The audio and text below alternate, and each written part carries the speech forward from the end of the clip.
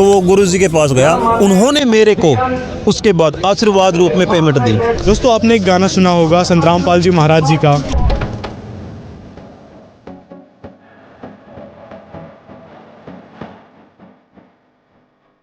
तो वह गाना रामवीर सिंह जी ने गाया था, रामवीर गुरुआना जी ने। तो आइए वो हमारे साथ मौजूद है, उनसे बात कर लेते हैं। आज संत रामपाल जी महाराज जी के सम्मान समारोह में आए हैं, क्या कहना चाहेंगे? आज संत रामपाल जी महाराज ने जो काम किए हैं जी, वो मतलब एक मानवता के भलाई के लिए जो काम किए है, ये उन्हीं का परिणाम है कि संत रामपाल जी महाराज को सम्मानित किया जा रहा है और इसके हकदार भी है। अब सम्मान किसका करते हैं? सम्मान उसी का होता है जो दुख में काम आता है, भीड़ में काम आता है, और भूखे को रोटी देता है, गरीब के सिर पे छत देता है, तो उसका सम्मान करना फर्ज होता है। और रामपाल भगवान ने तो मतलब बहुत बड़ा कार्य किया है। उस टाइम में काम आए हैं संत रामपाल जी, तो जिस टाइम मतलब शासन प्रशासन ने हाथ खड़े कर दिए थे, किसान मतलब चारों ओर पानी था अपना, सभी जो हिसार डिस्ट्रिक्ट एरिया यहाँ पे अलग अलग पूरे हरियाणा में था, कोई उम्मीद ही नहीं थी भाई पानी उतर जाएगा, किसान को तो उम्मीद नहीं थी और गेहूँ की बिजाई हो जाएगी। तो मतलब जब उम्मीद टूट चुकी थी और उस उम्मीद को जिंदा रखा संत रामपाल जी महाराज ने, तो लोगों के मन में भावना आई भाई कुछ न कुछ हमारा ही फर्ज बनता है।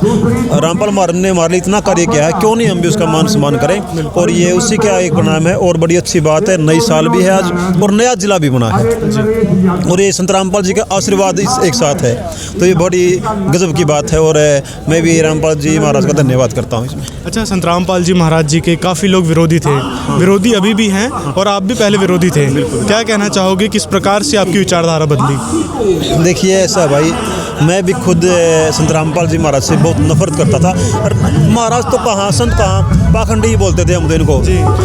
जो बरवाड़ा में 2014 में कांड हुआ था ना, मैं भी वहाँ पे एक तमाशा गिर था, तमाशा देखने वालों में से था।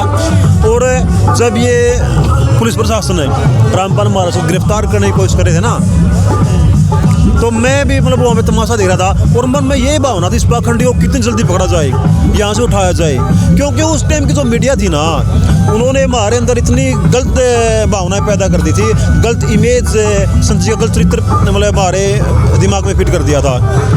तो हम यही सोच नफरत ही करते थे। अब क्या हुआ, जब ये बाढ़ आई ना, उस समय संत रामपाल जी महाराज मेरे गांव गुरुआना में, मेरा वही गांव है जिस गांव से ये बाढ़ पीड़ितों की शुरुआत हुई थी। तो पहले वहाँ पे संत रामपाल जी महाराज एक गरीब परिवार का विधवा थी, विडो, वो उसका मकान बनवा रहे थे। तो मकान बनवाया संतियों ने, और मेरे इतनी नफरत थी, मैं वो मकान देखने भी नहीं गया। मेरे दिमाग में क्या बात आई, भाई 2 नंबर का पैसा 1 नंबर में बदल रहे हैं, मैं देखने ही नहीं गया। जब वो मकान बन के तैयार हो गया, लास्ट दिन संत जियों की टीम का फ़ोन आया। मैं एक पंचायत मेंबर हूँ, सरपंच साहब अक्सर रहना होता है, तो फ़ोन आया भाई आपकी पंचायत को आना है, अब हम आपके माध्यम से चाबी सौंपने का काम करेंगे। तो मेरे गांव की पंचायत, उस दिन मैं तो नहीं था वहाँ पे बाहर पे, तो वहाँ पे पहुँचे। और उस दिन हमारे गांव के सरपंच ने, रामतार शर्मा ने, एक कहते ताना मारा, एक ताना मारा था। और सच्चाई है, सरपंच साहब ने उसने ड्रिंक कर रखी थी, तो एक ताना मारा और बोला भाई एक मकान तो कोई बनवा इसका है, मन नहीं बनवाया है, अगर आप कुछ करना चाहो ना तो मेरा तो गांव सारा ही दुख में, सारा डूबा पड़ा है, वे पानी उतारो। उन्हें ताना मारा था, लेकिन वैसे कहने की ढील थी।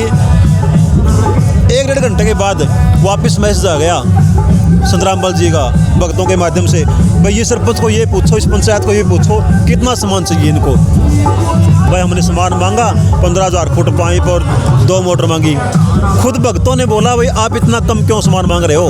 उन्हें 6 मोटर दी हमारे को और 16,500 फुट पाइप पहली बार में दिया। अच्छा, नहीं, आपने कहा कि सबसे पहले आपके गांव गुरुआना में सामग्री पहुंची। हाँ। अब कुछ लोग कह रहे हैं कि भाई 400-500 फीट पाइप दे दिए और कई सारे यूट्यूबर को ले गए और उनका सम्मानित करने लगे, मतलब इस प्रकार से अपनी पॉपुलैरिटी बढ़ाने के लिए ये सारे कार्य कर रहे हैं। क्या कहना चाहोगे? वो उनकी गंदी सोच है, उनको ही पता है कितनी सहायता कर चुके हैं। वो एक कहते जलन, उनको जलन होती है, वो है दुकान खोले बैठे पाखंडी लोग वो।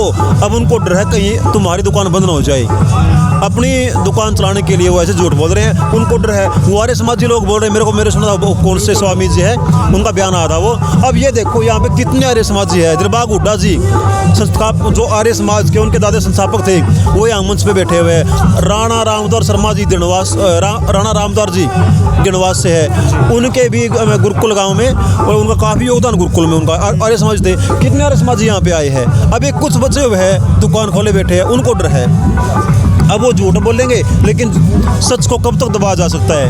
हम आपको क्या लगता है कि किस कारण ये विरोध कर रहे होंगे, क्या कारण है? बता दिया ना, उनकी दुकान बंद हो जाए। वो झूठ बोल के लोगों को गुमराह करके अपनी दुकान चला रहे हैं, अपना रोजगार चला रहे हैं, लोगों को मूर्ख बनाते हैं और अब उनके लोगों का पैसा इकट्ठा करते हैं और मतलब अपने जो ठाठ बाट वो करते हैं उन पैसे से। अब उनको ये डर है भाई तुम्हारी दुकान धीरे धीरे बंद होने जा रही है, सिर्फ एक ही कारण उनका, और कोई कारण नहीं है। अच्छा, लोग ये भी कहते हैं कि भाई संत रामपाल जी तो एक नॉर्मल चैरिटी का काम कर रहे हैं, अन्य लोग अन्य संस्था भी मदद करती रहती हैं, तो इसमें सम्मानित करने वाली कौन सी बात आ गई? बिल्कुल है, जो भी ऐसा काम करे ना सभी को सम्मानित करना चाहिए। करते हैं लोग, है कौन नहीं करता। जो भी ऐसा काम करते हैं ना भलाई का, उन लोग सभी को सम्मानित करते हैं। वो जिस लेवल पे वो काम करते हैं उतना बड़ा उनका सम्मान होता है। अब संत रामपाल महाराज ने पूरे हरियाणा में छोड़ो पूरे भारत में सहायता की है, तो अब इसने बड़े रूप में सहायता कर दी, तो मतलब बड़े रूप में मान सम्मान मिल रहा है। अब उनकी जो भलाई है ना, वो मान लो किसी ने एक गांव में सहायता कर दी है तो एक क्षेत्र तक सीमित रहेगी, लेकिन उस क्षेत्र में तो उसका मान सम्मान लोगों के मन में तो उसकी इज्जत तो होगी ही। अब रामपाल जी महाराज ने पूरे हरियाणा में कर दी, पूरे भारत में कर दी, तो इसलिए लेवल थोड़ा बड़ा है। वो तो वो बोलते हैं ना, जितना गुड़ डालोगे उतना मीठा होगा। रामपाल महाराज ने ज़्यादा गुड़ डाल रखा है तो मान सम्मान बड़े बड़े होंगे। अच्छा, आपको कोई ऐसा मिला है कि अभी तक ऐसा कोई इतना बड़ा कार्य किए हों जैसे संत रामपाल जी महाराज जी ने? क्या आपने किसी के बारे में सुना है कि हाँ इतने बड़े कार्य किसी ने किया हो? नहीं, इतने बड़े नहीं किसी ने भी। देखो और भी है, एनजीओ है या संगठन है, अच्छे काम करते हैं या कोई समाज सेवा करते हैं, लेकिन इतने बड़े 400 से ऊपर गाँव की सहायता की है। इतना बड़ा काम तो किसी ने भी नहीं किया। ये तो एक सरकार वाला काम है, इतना बड़ा काम सिर्फ सरकार कर सकती है या भगवान कर सकते हैं, और किसी बस की बात नहीं है। तो ये बहुत बड़े रूप में बड़े क्षेत्र में संत रामपाल महाराज ने उनका काम किया है, और ये उसी का ही परिणाम है कि इनको आज मान सम्मान, मतलब अभी 10वां बोल रहे हो आप, 4 तारीख को फिर है, 11 को फिर है, ये तो हो गया था अभी शुरुआत, अभी करवा जुड़ने वाला है। आगे आगे देखो बहुत बड़ा ये तो होगा, मान सम्मान बहुत बड़े रूप में होगा। अच्छा, एक बात और है, लोग कहेंगे आपका गाना सुनकर कि भाई इनको तो पैसे दे दिए गए हैं इसलिए इन्होंने गाना गा दिया, और उसके बाद फिर पैसे मिलने के कारण ये संत रामपाल जी की बड़ाई कर रहे हैं। क्या कहना चाहोगे उन लोगों को? ऐसा भाई, ना तो मैं कोई प्रोफेशनल सिंगर, ना मैं कोई राइटर, मैं इस लाइन का मतलब बंदा नहीं हूँ। मेरे खुद के खेत में 5.5 फुट पानी था और कोई उम्मीद नहीं थी भाई मेरे खेत में गेहूं की बिजाई हो जाएगी। धान तो पूरी तरह ख़त्म हो गई, मतलब वो जब खेत सूखा ना ये दिखाई दिया धान भी बिजाई की थी इसमें, लेकिन उसमें वो पानी उतर गया और गेहूं की बिजाई होगी। तो उस टाइम मैंने पहला गाना किया था, धन्यवाद सतगुरु तेरा, लिखा था मैंने। धन्यवाद तेरा, तो मतलब उसकी आप लाइन सुनो, उसकी लाइन थी, चारों ओर होया पानी, कोई रास्ता नज़र नहीं आया, सारी उम्मीद टूट गई थी, जो संत रामपाल भगवान बन के आया। तो ये हकीकत की लाइन नहीं वही है, चारों ओर पानी पानी था। मैंने कोई गाना लिखा था, ये अपने दिल की भावना, इमोशन को लिखा था मैंने।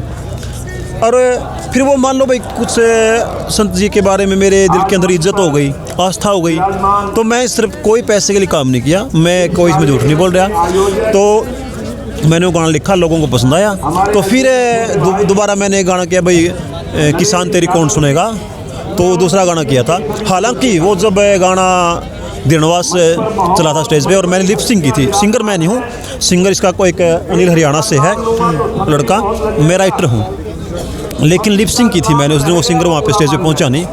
तो जब वो मैंने गाना स्टेज परफॉर्मेंस दी मैंने, तो वो गुरु जी के पास गया, उन्होंने मेरे को उसके बाद आशीर्वाद रूप में पेमेंट दी, मैं सच बोल रहा हूँ, और उन्होंने बोला मैं आपको इनाम दे रहा हूँ। मैंने गुरु जी को कहा मेरे को आप सिर्फ आपका आशीर्वाद ही काफ़ी है, मेरे को इनाम की ज़रूरत नहीं है।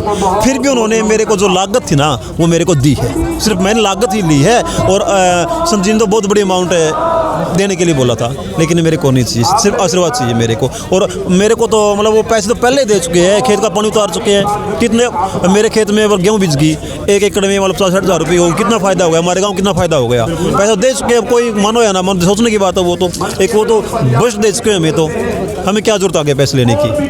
कहते हैं कि भाई ये तो जेल में है, और एक जेल में होने वाले को मतलब अपराधी हैं, देशद्रोह का केस उन पर लगा है और उनको ये सम्मानित किया जा रहा है। ये जब तक कह रहे हैं, जब तक इनको समझ नहीं आ रही, ये संत रामपाल जी को समझ नहीं रहे, उनके ज्ञान को सुन नहीं रहे, और जो लोगों ने अफवाह फैलाई है उन पर विश्वास कर रहे हैं। हाँ, जैसे आप भी अफवाहों के कारण पाखंडी कहते हाँ, थे। जैसे मैं खुद था ना, मैं अब तक था जब मेरे गांव में एल पाई ना, उस टाइम तक मेरे मन में सही था, श्री ठीक है पाई भेज दिए, अपना काम निकालो। लेकिन जब मैं इनके भक्तों के पास गांव में भक्त आए ना, उनके साथ बैठा, उनके विचार सुने, तो मेरे को पता लगा वास्तव में सच्चे ज्ञानी, सच्चे संत है ये। तो वो जो आज भी ढोंगी कह रहे हैं ना, ये कह रहे जेल में है। अब ये बताओ, जेल में कौन सा भगवान नहीं गया? संत श्री राम जी को हम भगवान मानते हैं, 14 साल का वनवास मिला, वो क्या था? वो भी जेल थी। धर्मराज बोलते हैं युधिष्ठिर को, हम पांडव पुत्र युधिष्ठिर धर्मराज बोलते हैं, उनको भी 12 साल का अज्ञातवास मिला था, तो वो क्या जेल नहीं थी? श्री कृष्ण भगवान का जन्म ही जेल में हुआ था। ईसा मसीह को फांसी तोड़ दिया गया था। हज़रत मोहम्मद को भी शायद उसके जमाई ने या किसी ने उसको भी मार दिया था। हाँ, तो मतलब ऐसा कौन सा भगवान, इसको भगवान मानते हैं, उसके दुख नहीं हो, जेल में नहीं गया हो?